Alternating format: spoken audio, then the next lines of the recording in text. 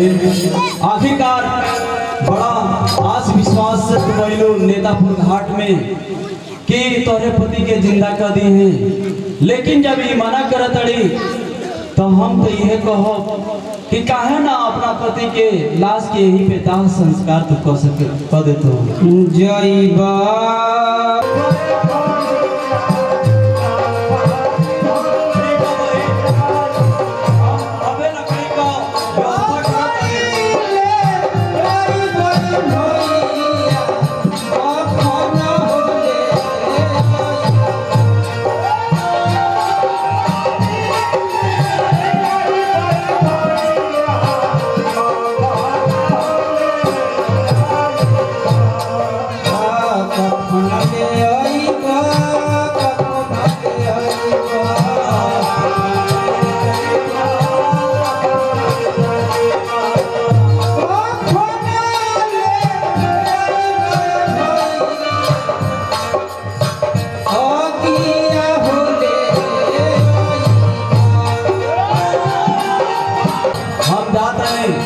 लकड़ी और कफन लेके आवत बानी, तब तक तो बैठ के इंतजार कर।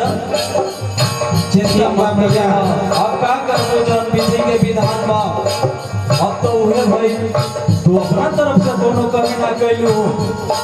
आखिरकार तोरे पति के अपना पति के प्रति तोहर इतना प्रेम स्नेह बा कि पैदल तोरे पैर में छाला पड़ गल चलत चलत इनके लाश के आज तक धोलो। अब हमहू के विश्वास बा कि जिंदा ना हुई हैं, काहे से कि 6 महीना पुराना लाश हो गई बा, कब तक लेके ढोबो। अब तो लाश से बदबू भी आवत बा। इससे बढ़िया बा कि नेतापुर घाट में ही इनका दाह संस्कार कर दिया। अब देखो हम वादा करके आए गए हैं कि जब तक तार पति जिंदा ना हो गई है तब तक हम घर ना वापस आए हैं, लेकिन तो अपना पति के दाह संस्कार कर। हम उगर माला यही गंगा जी ने खुद के अपन जान दे दी।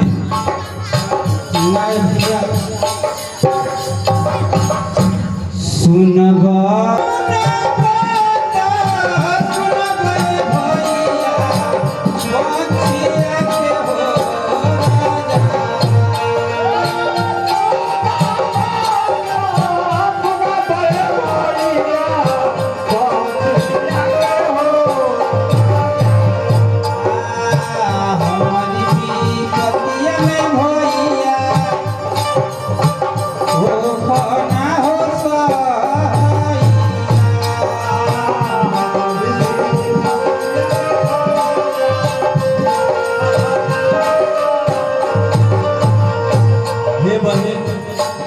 बड़ा प्रयास करने लकड़ी तो हो गए, लेकिन कफन का व्यवस्था ना हो पावल। हमरा सर के कफन समझ करके जौन बाकी को ओढ़ा दो तो एक सती हो वरुण देव के याद कर वो आगे लेके आ जाए, कहे से कि जगह पे आगे ना मिल पाएगी। ठीक बा भैया, हमारा विपतिया हमारा विपतिया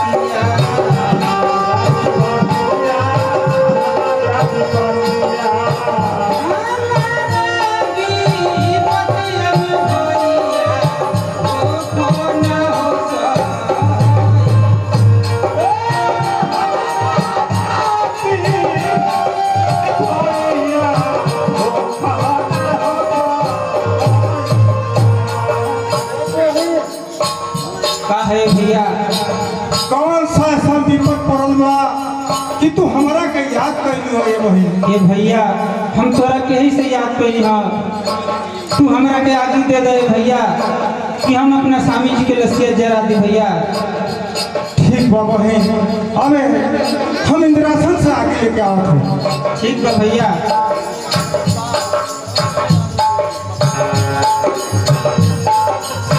हाँ भैया, आखिरकार गरुड़ देव आगे लिया तो गैल बनन, तब तक उनका इंतजार कर जा। यहाँ जरूर सगरो लकड़िया के भैया सीता हो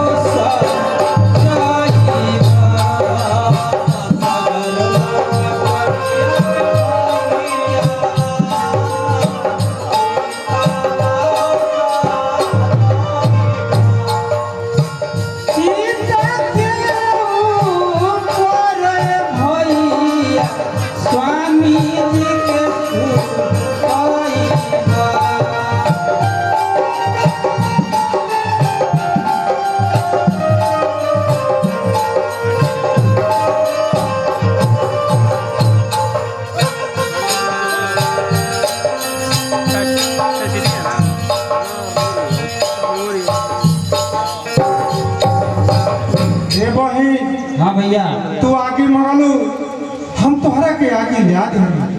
ठीक है भैया दा हे बहन देखा जब जब तोहरी पर संकट पड़ी तब तू हमके याद करिया तोहरी हम विपद में जरूर सहायता देब।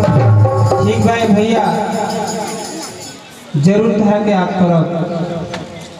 बहन देखा आखिरकार हमने के जितना परिश्रम कैल भइल उतना कैले जा। अब ये नेतापुर घाट पे अपने पति के दाह संस्कार कर तू जौन बाकी ये चिता में सती हो जा और हम अगर मला ये गंगा जी में डूब के अपन जान दे दे घरे वापस ना जा। टूट गई ले असर हमारी नेता घटिया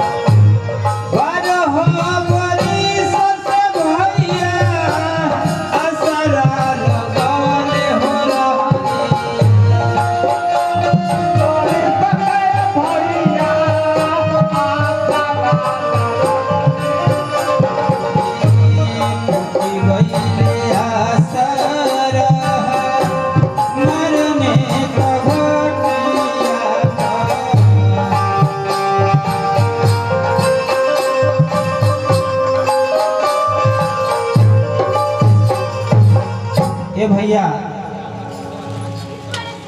हाँ बहन बोला। भैया मिलो आई चिता के पांच भर भुरिया दो भैया हमरा स्वामी जी के मुख पर आग लगा दो। ठीक बा। हेलो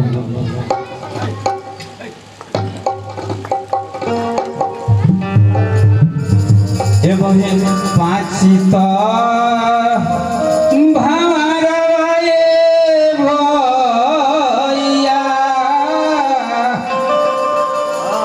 स्वामी जी के हो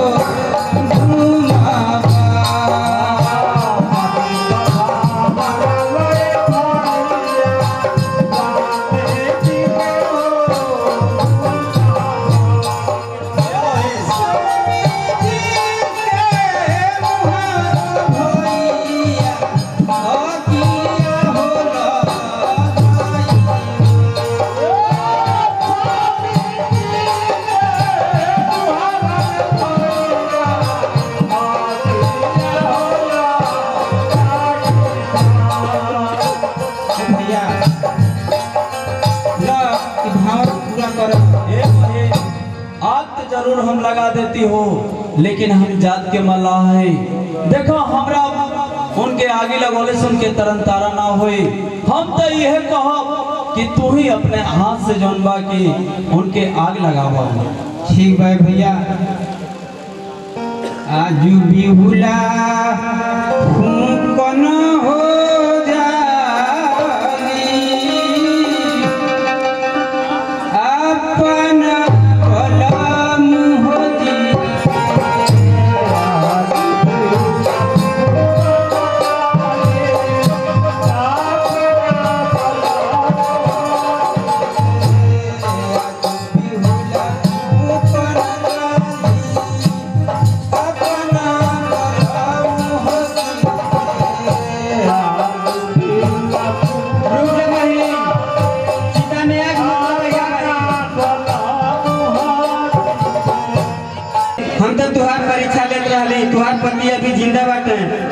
कैसे मेहरारू बाड़ू कि अपने पति के जिंदा फूके जात बाड़ू।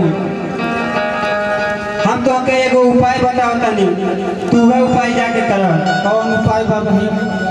बहन तू यहाँ से इंद्रासन चल जा, वहाँ बिजहरी रहे, वहाँ उसके दो द्वारपाल मिलेंगे, एक को मामा कहना और एक को नाना कहना, और अपना नाम मधुरी रखना।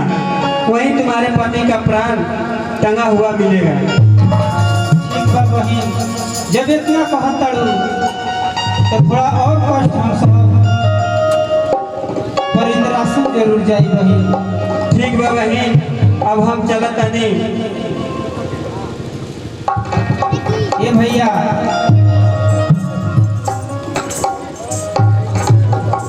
हाँ बहन, तू हमारा स्वामी जी के लाश यही जल लेके अगोरा, हम जाता नहीं इंद्रासन, और तू हमारा लौटला के इंतजार करिए भैया। बहन जा जा, उगर मलाह तोहरा से वादा करत रहन, जब तक तू लौट के ना आईबू तब तक तोहरे पति के लाश लेकर के यही घाट पे बैठ करके इंतजार करब। लेकिन हमरा पूरा विश्वास बा कि तू जरूर पूरा उपाय करके वहां से लौटबू। ठीक है भैया, हम जाता नहीं।